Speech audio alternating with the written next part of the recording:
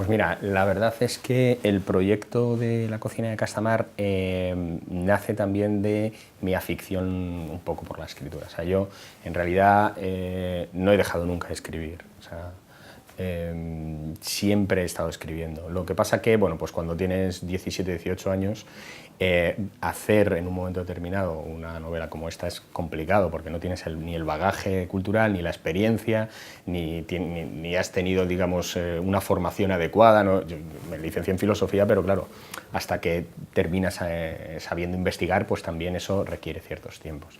Y el guión era mucho más rápido en ese sentido para mí, ¿entiendes? Y de ahí la deriva, pero nunca he dejado de escribir, o sea, siempre estuve escribiendo novela. Siempre estuve escribiendo novela. Y La cocinera nace un poco a raíz también de esa necesidad, por un lado. Y por otro, bueno, en un momento determinado, mi madre en un momento determinado me pidió que escribiera algo que la interpelara a ella como público directamente.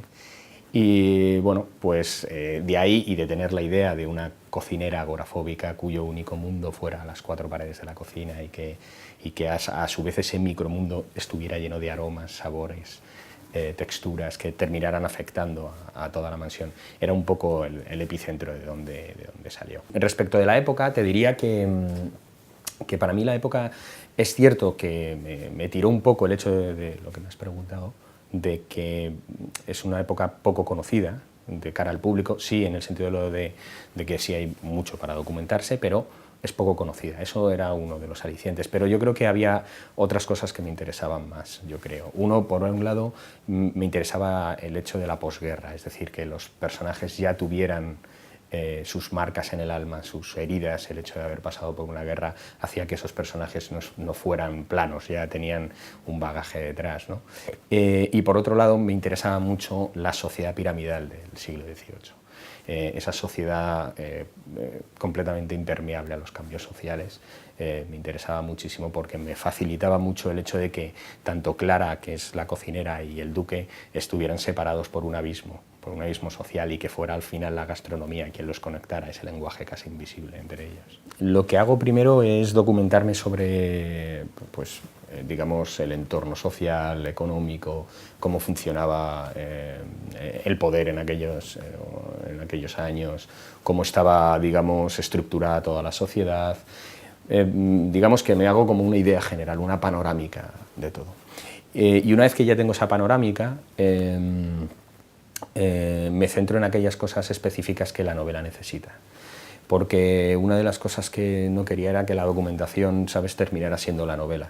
A mí me interesaba más hacer ficción histórica que una novela histórica como tal. Y entonces tuve mucho cuidado de que fueran la propia novela la que me fuera pidiendo también ese tipo de datos, ¿no?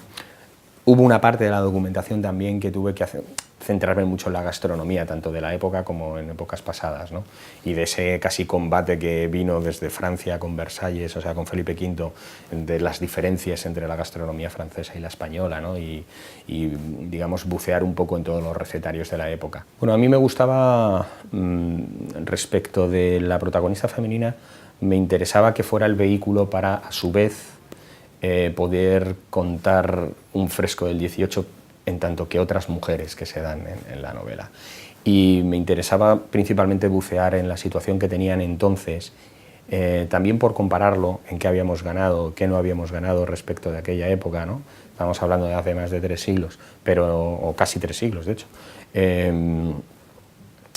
Esa diferencia, digamos, que nos separa de aquella época es una de las cosas que a mí me interesaba cuando un lector abordara Castamar, que se diera cuenta realmente de que las mujeres de aquella época estaban completa y absolutamente oprimidas bajo un sistema despiadado, te diría.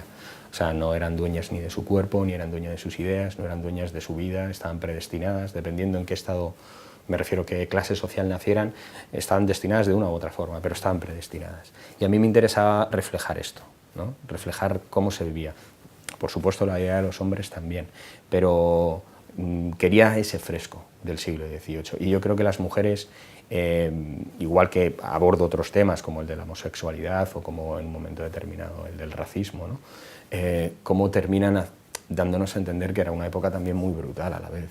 Desde nuestros ojos lo juzgamos y decimos, hombre, había situaciones muy complejas, ¿no? O sea, recuerdo en un testamento cuando a una madre la familia paterna le quita a los hijos y para poder educarlos tiene que pagar.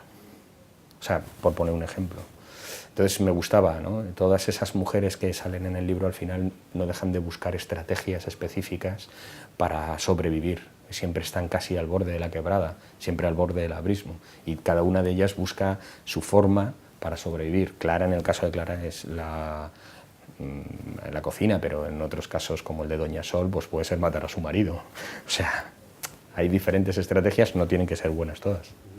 Es el lenguaje que a lo mejor ella no puede expresar de la misma forma porque está viviendo dentro de 4 paredes y no puede salir fuera por su enfermedad y terror a los espacios abiertos, pero al final su lenguaje termina afectando. Y es precisamente, es un lenguaje extensivo que sale de las 4 paredes. Ella no puede salir, pero su lenguaje sí. Y no solo es el hecho de que conecte a diferentes espíritus o almas que hay en esa hacienda o que vienen de fuera, sino no solo conecta, sino que los comunica. Porque hoy en día estamos conectados por muchas formas, pero la comunicación es otra cosa diferente. Y yo creo que los sabores y los aromas terminan estando codificados de una determinada forma que hace que de alguna forma su naturaleza impregne a otros. Y en el caso concreto de Don Diego, les comunica de una forma muy directa. Ya la gastronomía ahí está siendo utilizada casi como un lenguaje secreto del cual participan toda la servidumbre sin saberlo, en el fondo. Esos códigos secretos como el lenguaje de los abanicos del siglo XIX, ¿no? Que dependiendo cómo se desplegaran, cómo se movieran, podías indicar si tal cosa o tal otra, ¿no?